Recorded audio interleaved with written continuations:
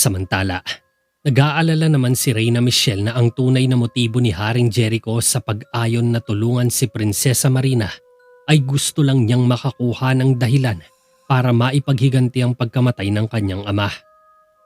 Hindi kasi lingid sa kalaman ng Reyna na naniniwala ang kanyang asawa na ang nagpadala ng mangkukulab na gumamot kay Haring Argo ay si Haring Odor. Malapit kasi sa teritoryo ang bahay ni Barracuda, kaya naman duda talaga si Haring Jericho sa totoong intensyon ng nasabing salamangkero. Marahil binayaran ito ni Haring Odor upang paslangin ang kanyang ama para maipaghiganti nito ang anak niya na napatay naman ni Haring Jericho sa isang labanan. Gayunpaman, tiniyak naman sa kanya ni Haring Jericho na bukal sa kanyang loob ang pagtulong sa kanyang kaibigan at wala siyang hinahangad na anupaman kundi ang matulungan ang mga nangangailangan ng tulong niya. Dahil dito, lubos na ikinaginhawa ng loob ni Reyna Michelle ang pagpapahayag ng kanyang asawa ng totoong intensyon para sa pagmamalasakit sa kapwa. Pero Jericho, hindi ka ba natatakot na baka maging patibong lang ito ni Haring Odor? Alam mo kung gaano siya katuso.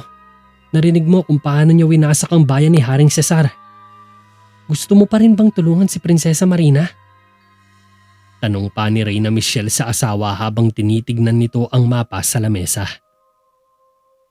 Dahil kakampi natin ang Nimet at wala akong pakialam kahit may patibong na naghihintay sa amin, itutuloy ko pa rin ang misyon anuman ang mangyari. Nagbitaw na ako ng salita kay Marina at hindi ko na yun babawiin. Tugon ni Haring Jericho. Isang maliit na mali lang, makikita na ng Teraveda ang sarili na walang hari. Nangangamba ako sa posibleng mangyari doon. Saad naman ni Reyna Michelle. Yan nga ang panganib na gusto kong suungin, Michelle. Alam mo naman yun, di ba? Turan ni Haring Jericho na determinado pa rin gawin ang misyon kahit na lubhang mapanganib ang kanilang pupuntahang lugar. Para sa Nemeth o para sa sarili mo lang? Sambit ng Reyna. Napatingin naman si Haring Jericho sa asawa. Anong ibig mong sabihin dyan? Pagtataka ni Haring Jericho, bagamat alam na niya kung anong pinupunto ng asawa. Napabuntong hininga si Reyna Michelle. Gaya ng sinabi ko, si Odor ang kumitil sa buhay ng iyong ama. Hindi mo maitatanggi sa akin na naghihintay ka lang ng pagkakataon para makaganti. Saad ng Reyna. Ang nararamdaman ko kay Odor ay walang kinalaman dito. Gaya din ng sabi ko, bukal sa loob ko ang pagtulong kay Marina at hindi na nito mababago pa ang isip ko. Paliwanag ni Haring Jericho, subalit duda pa rin ang Reyna. Talaga? Paniniguro pa niya. Talagang hindi. Ito'y tungkol lamang sa pagtulong sa ating mga kaibigan. Hindi na hihigit, hindi na bababa. Hanggang dun lang yon. Tugon ni Haring Jericho. Magaling, gusto ko lang makasiguro. Saad naman ni Reyna Michelle. Tumayo si Haring Jericho at lumapit ito sa kanya. Hinawakan nito ang kanyang mga balikat tapos marahan niya itong hinimas. Gumaan ang loob ni Reyna Michelle sa ginawa nito, ngunit hindi pa rin mawala ang pag-aalala niya. Marahil ay gusto lang talaga ni Haring Jericho na tumulong para matapos na ang lahat ng ito. Kaya lang, sa mga ganitong problema o suliranin ay hindi talaga maiiwasan ang mga nakaambang panganib. Ito ang lubos na pinag-aalala ni Reyna Michelle sa asawa. Tama ang tanong mo. Umaasa ako sa iyong katapatan, Michelle. At mahal kita para dito. Sabay hinalikan siya ni Haring Jericho sa noo at umalis na ito para magpahinga. Sa libingan, natanggap ni Haring Odor ang mensahe mula kay Raya. Natuwa si Haring Odor tungkol sa nalalapit na kamatayan ni Haring Jericho. Ipinapakita dito si Haring Cesar na kasama ni Haring Odor sa isang maliit na silid. Tahimik na binabasa ni Haring Odor ang isang papel na pinadala ni Raya. Maya-maya pa ay sumilay sa labi nito ang ngiti. Isang ngiti na parang nakajakpat ito sa loto. Mukhang hindi lang kagandahan ang meron ng iyong pamangkin. Matalino rin siya. Hindi ko akalain na mapapakinabangan siya. Nakangiting wika ng hari. Naghahanda na si Jericho na umalis sa Treveda. Sabihin sa mga bata na maganda. Mautoridad na utos nito sa mga tauhan. Umalis ang mga ito upang sabihin sa general na maghanda na para sa malaking bitag kay Haring Jericho.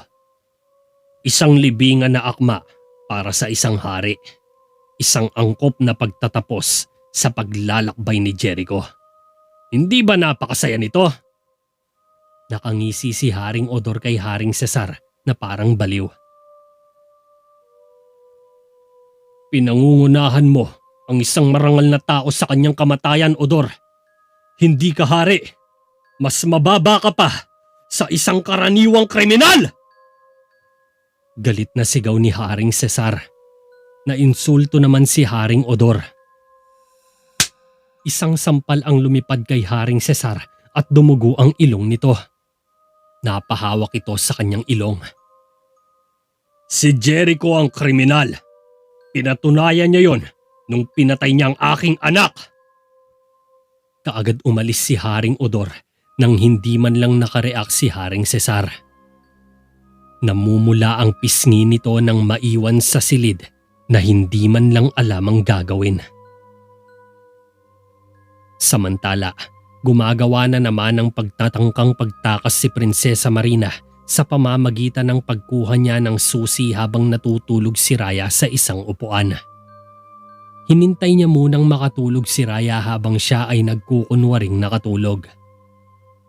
Nang maramdaman niyang tulog na si Raya ay bumangon siya sa kama at maingat na lumapit kay Raya. Subalit nasa ilalim ng kamay ng mangkukulam ang susi kaya naman medyo kinakabahan si Prinsesa Marina na kunin ito. Gayunpaman, sa pag-aasam na makalaya ay walang takot niyang sinungkit ang susi mula sa kamay ni Raya at ipinalit niya ang suklay niya para dito. Matapos makuha ay dahan-dahan siyang lumapit sa pintuan at maingat itong binuksan. Tinapunan pa niya ng tingin si Raya bago lumabas at nagtatakbong kumaripas papunta sa kwarto ni Haring Jericho. Tinahak niya ang mahaba at madilim na pasilyo habang kumakabog ang dibdib niya sa pangamba sapagkat nakalimutan niyang isara ang pinto dahil sa kanyang pagmamadali. Dahil dito ay ginising ng isang simoy ng hangin si Raya. Naalimpungatan ito ng hindi sinasadya at nang mapatingin siya sa kama ay laking gulat niya nang makitang wala roon si Prinsesa Marina. Napatingin siya kaagad sa kamay nang maramdamang may hawak siyang suklay.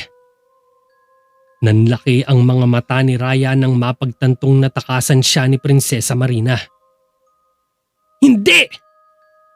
Napatakbo si Raya palabas ng kwarto upang habulin si Prinsesa Marina. Nakasalukuyang ginagaygay ang madilim na pasilyo ng mess hall. Nang makarating ito sa grand staircase ay inikot niya ang palapag at tumakbo papunta sa Phoenix Corridor kung saan ang madidilim na mga haligi nito ay hindi nasisinaga ng ilaw ng mga sulo.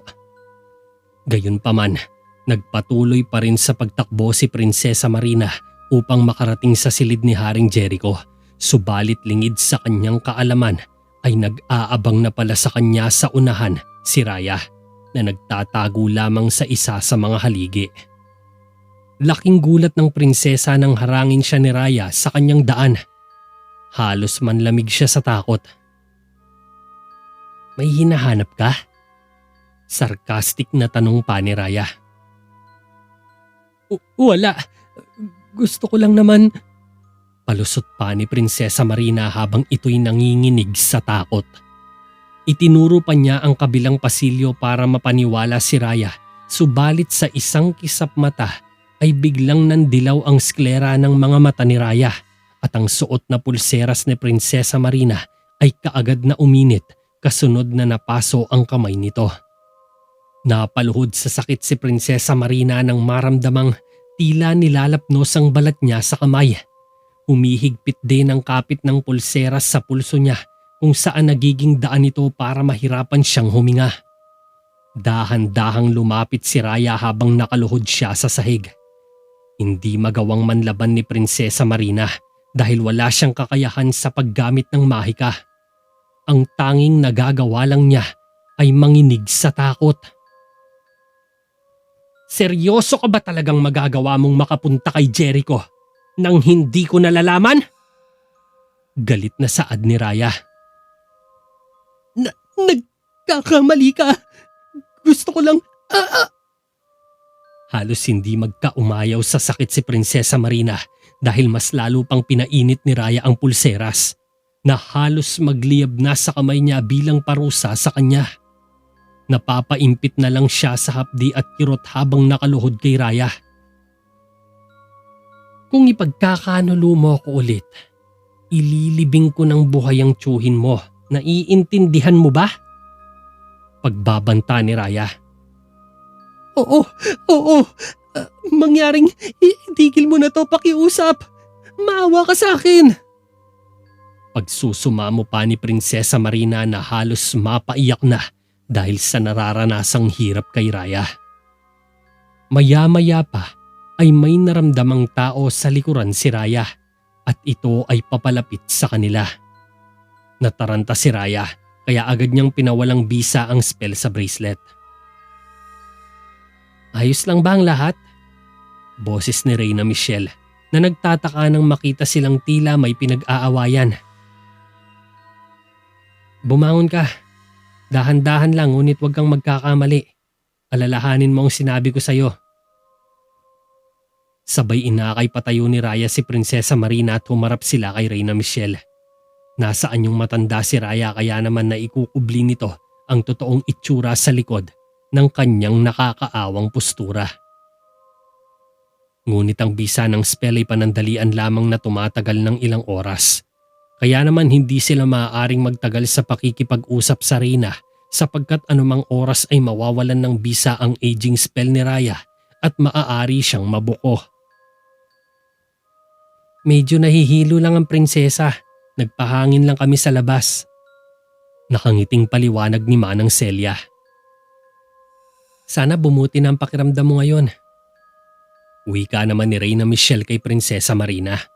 Ngunit halos hindi ito makatingin sa kanya na para bang may tinatago na kung ano.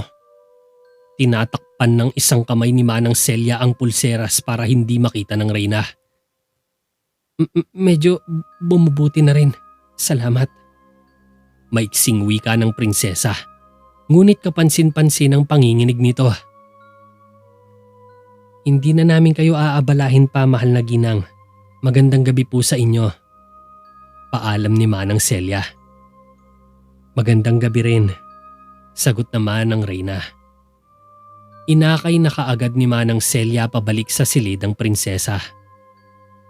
Matulog ka ng maayos. Dagdag pa ni Reyna Michelle ngunit hindi na siya sinagot ng prinsesa. Kaya umalis na rin siya at bumalik sa kwarto. Hindi nagtagal, nakabalik na si Raya sa silid at pinagbantaan niyang muli ang prinsesa. Na kung sakaling pagtaksilan siyang muli ay tutuparin niya na ang kanyang sinabi. Walang nagawa si Prinsesa Marina kundi umiyak na lang sa kanyang kama.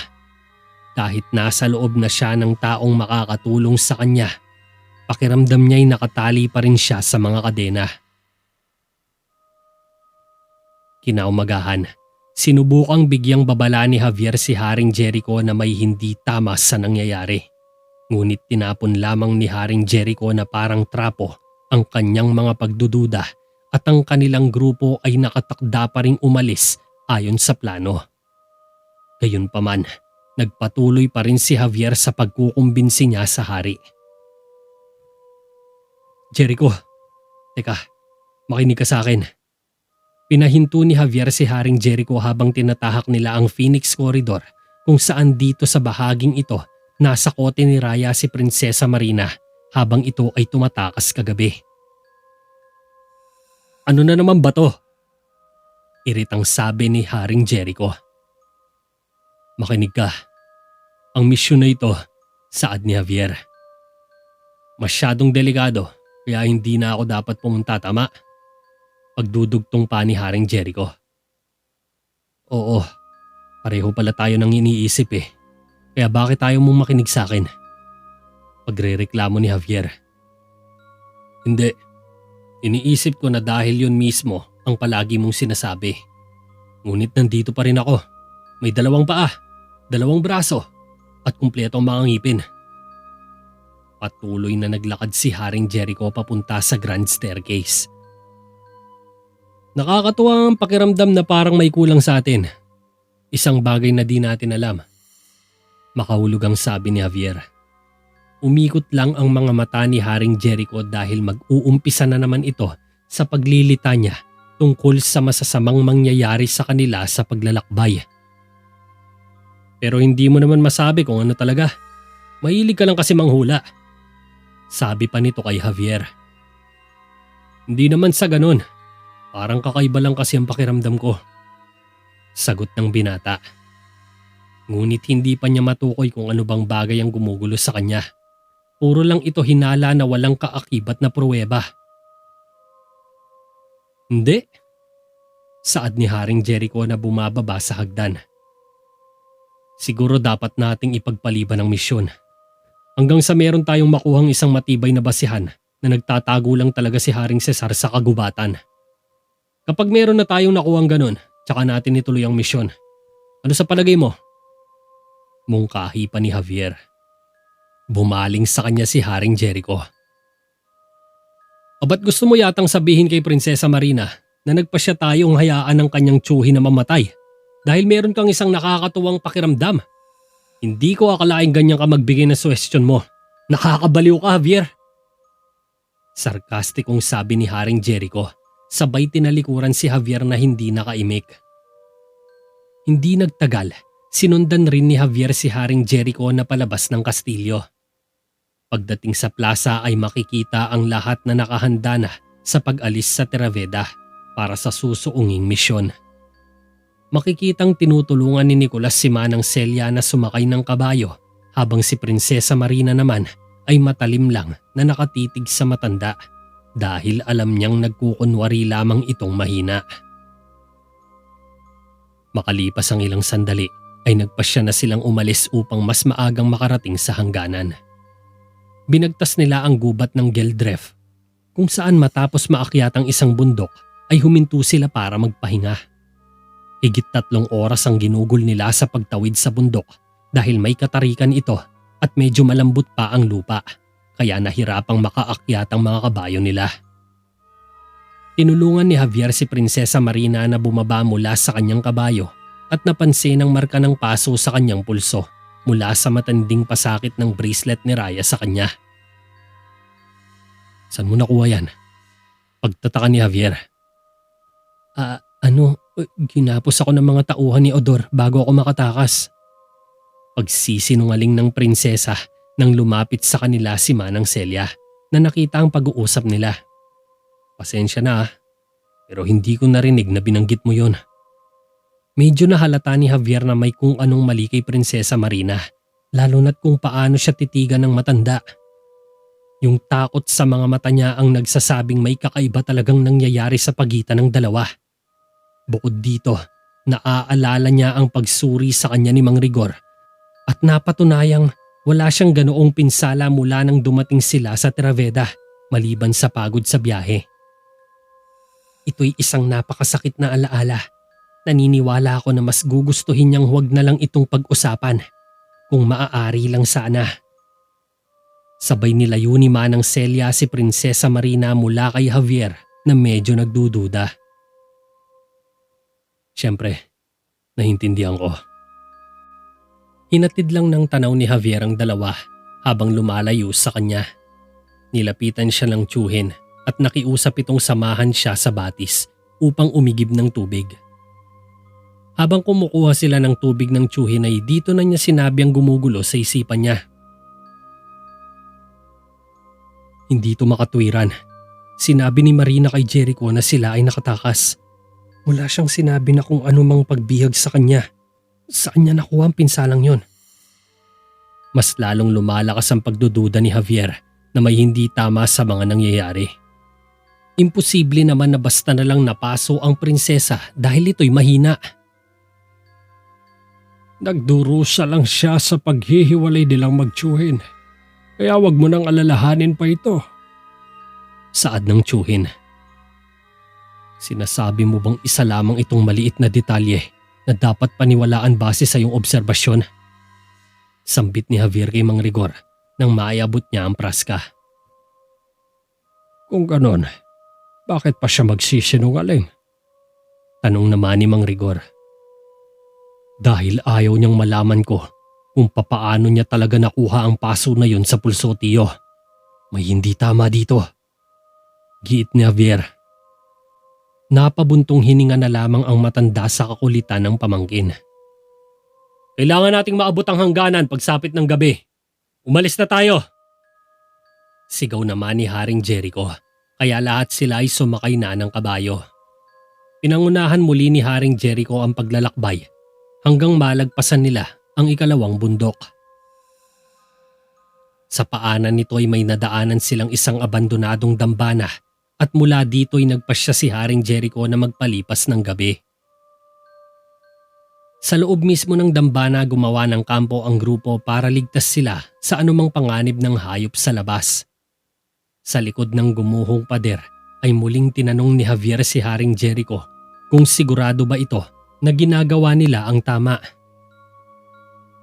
Kumakain ngayon ang dalawa habang nakaupo at nakaharap sa bonfire, kung saan ang ibang mga kasama nila ay kasalukuyan ng nagpapahinga sa loob ng gusali. Jericho, sigurado ka bang itong tamang gawin? Kasi parang iba talaga ang pakiramdam ko dito.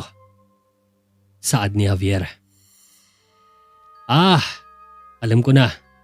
Siguradong umiiral na naman yung kaduwagan mo, no? Pangungutya ni Haring Jericho. Seryoso nga ako. Naiinis na sambit ni Javier. Nakausap mo ba si Michelle? Tanong pa ng hari. Hindi. Bakit mo natanong? Nag-aalinlangan rin ba siya sa pagliligtas mo kay Cesar? Balik tanong ni Javier. Si Odor ay isang salot sa lupaing to. Hindi ako pwedeng tumayo na lang at hayaan siyang patayin ng tsuhin ni Marina, kagaya ng pagpatay niya sa sarili kong ama. May diin ang pagkakasabi ni Haring Jericho sa bagay na yon. Alam ko ang ginawa niya. Diyos lang ang nakakaalam. Naiintindihan ko na kung bakit mo siya kinamumuhian. Ngunit upang makipagsapalaran ng labis para sa isang maliit na pagkilos ng paghihigante, ay hindi. Natigilan si Javier nang pigilan siya ni Haring Jericho sa sasabihin. Sabihin mo sa akin, kung ikaw ba ang nasa sitwasyon ko, kung ikaw ba ang nasa lugar ko, may gagawin ka bang kakaiba? Seryosong tanong ni Haring Jericho. Malamang wala. Natigilan ng dalawa nang marinig nilang humihiyaw sa sakit si Manang Celia. Agad tumakbo sina Javier upang tawagin ang tsuhin na kasalukuyang kumakain sa loob ng gumuhong dambana. Pinuntahan nila si Manang Celia para alamin kung ano ang nangyari.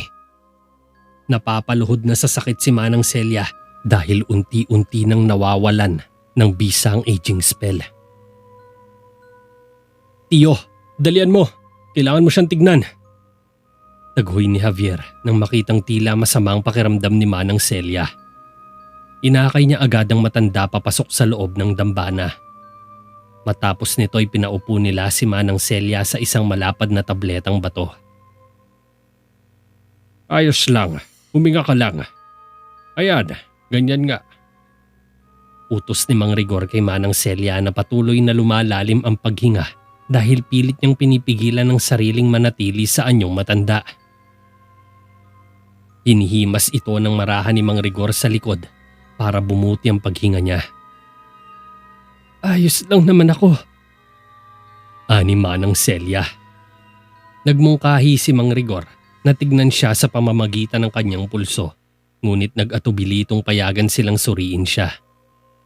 Gayunpaman, pinilit pa rin ni Mang Rigor na masuri siya upang malaman ang sakit niya.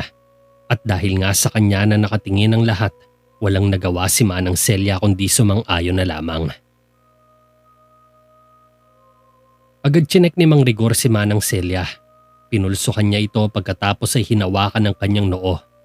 Ngunit biglang nagtaka si Mang Rigor dahil tila lumilitaw na walang dinadaing na anumang karamdaman si Manang Celia. Nagmungkahi na lang si Mang Rigor na painumin siya ng gamot, subalit tinanggihan din ito ni Manang Celia at sinabi niyang nakakaramdam na siya ng kaunting kaginhawaan at marahil ay kailangan niya lamang ng tamang pahinga. Siyempre, magiging ayos ka rin. Ngunit kailangan muna natin na siguraduhin ang lahat. Diniin ni Mang Rigor ang kamay sa noo ng matanda at tinignan kung mainit to. Hindi mo naman talaga kailangang gawin yan. Siguro nahanginan lang ako kaya bahagyang sumakit ang tiyan ko. Litanya ni Manang Celia kaya tumigil si Mang Rigor. Manang Celia, kung masama po ang pakiramdam ninyo, dapat niyong hayaang tulungan ka ni Mang Rigor. Alam mo bang siya ang pinakamahusay na manggagamot sa bayan, kaya wala kang dapat ipag-alala. Wika naman ni Haring Jericho habang pinapanood ang ginagawa ni Mang Rigor. Tahimik lang din si Prinsesa Marina sa may tabi ni Javier, pero matalim itong nakatingin kay Manang Celia na alam na ang rason kung bakit ito dumadaing ng sakit. Sigurado siyang nawawalan na ng epekto ang spell. Pwes, kung ipipilit nyo talaga, sige, bahala kayo. Saad ni Manang Celia na medyo nainis na sa kakulitan ng mga taong nakapaligid sa kanya. Napailing na lang si Haring Jericho at tinuloy muli ni Mang Rigor ang pagsuri sa kanya. Makalipas ng ilang minuto, napabuntong hininga si Mang Rigor at sinabing wala siyang nakikitang malinaw na problema sa kondisyon ng katawan ni Manang Celia. Nakahinga ng maluwag si Haring Jericho pati na ang ilang mga kabalyero na natutuwa sa resulta ng gamutan. Liban lamang kina Prinsesa Marina at Javier na malakas ang pagdududa kay Manang Celia. Nasa mabuting kalusugan ka, Celia. Ani Mang Rigor. Sabi ko naman sa inyo, ayos lang ako. Pero salamat pa rin sa tulong mo, Rigor. Sinubukang tumayo ni Manang Celia pero medyo mahina pa ito. Kaya inutusan na lang ni Haring Jericho si Nicolas na tulungan siyang makapunta sa kanyang tutulugan. Matapos nito ay lumabas si Mang Rigor ng dambana upang uminom ng tubig. Napansin ni Javier ang nagtatakang mukha ng tiyuhin kaya sumunod dito para tanungin kung ano ang nakita niya sa matanda. Alam mo, kung susumain, mas mahusay pa ang kalusugan niya kaysa sa akin. Javier, ito'y kamangha-mangha. Ang kanyang dugo ay dumadaloy ayon sa lakas at sigla ng isang taong halos kalahati ng aking edad. Pahayag ni Mang Rigor na labis namang ikinagulat ng binata. Pero paano to naging posible? Pagtataka ni Javier. Hindi ako lubos na sigurado. Ang alam ko lang ay mas napreserba siyang lakas kaysa sino mang may karapatan na maging kaedaran niya. Hindi ako lubos na magtataka kung meron itong iniinom na gamot. Tugon ni Mang Rigor at umalis na para kumuha ng tubig sa labas. Naiwang mag-isa si Javier na naging malaking palaisipan ng kakatuwang nangyari kay Manang Celia.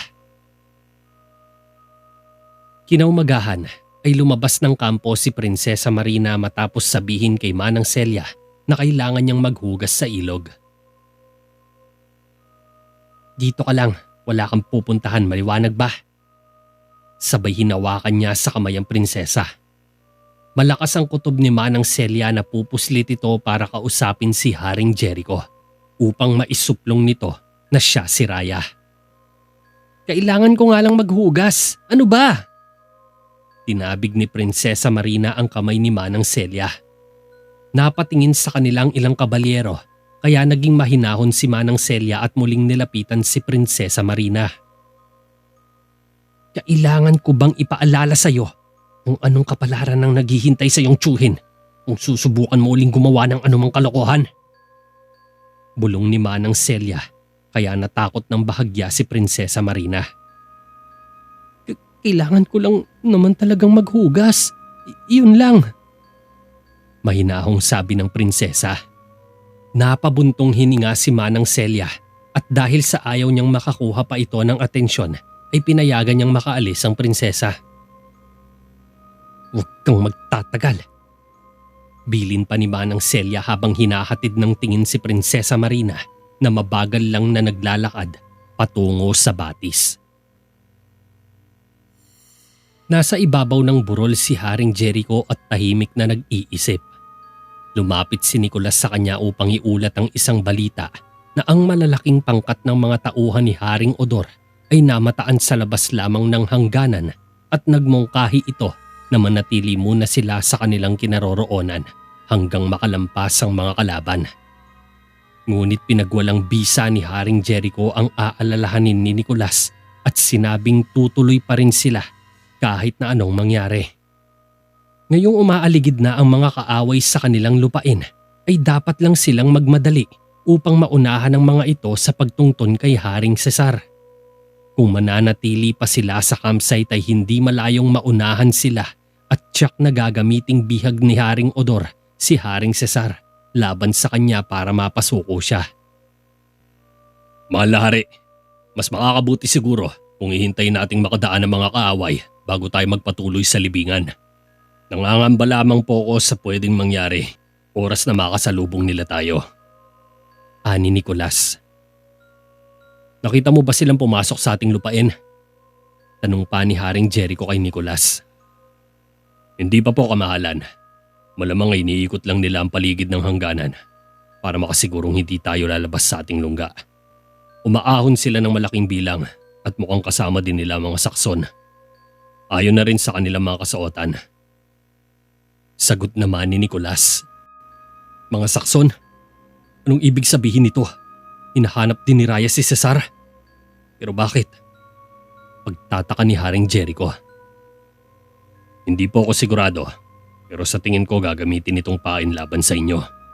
Meron pa akong isinamang tauhan, ngunit kakaunti lamang sila.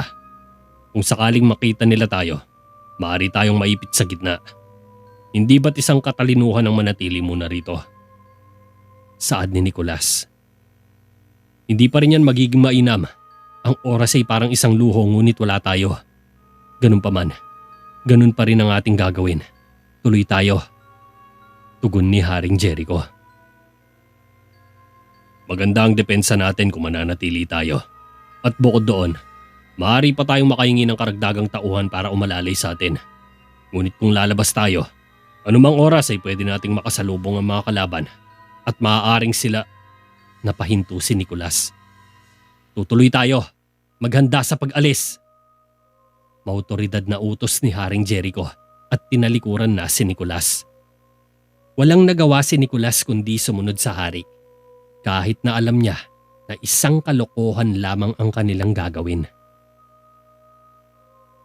Samantala, nakabalik na si Prinsesa Marina sa campsite at nadatnan si Javier na kasalukuyang nag-iimpake na ng mga gamit. Dahil dito, tinanong niya si Javier kung pupunan ba nito ang sariling water flask. Ngunit sinabi naman ni Javier ay may sapat pa siyang tubig para sa buong maghapon. Gayunpaman, kinulit pa rin niya si Javier na pumunta para ikuha siya ng tubig sa ilog gamit ang sariling praska niya. Subalit lingid sa kaalaman ni Javier ay may inihandang sorpresa sa kanya si Prinsesa Marina sa ilog. Isang bagay na tiyak na ikagugulat ni Javier. "Sige na Javier, kailangan ko pa kasi ng tubig eh. Madali kasi akong mauhaw lalo na isang bundok pa ang lalakbay natin."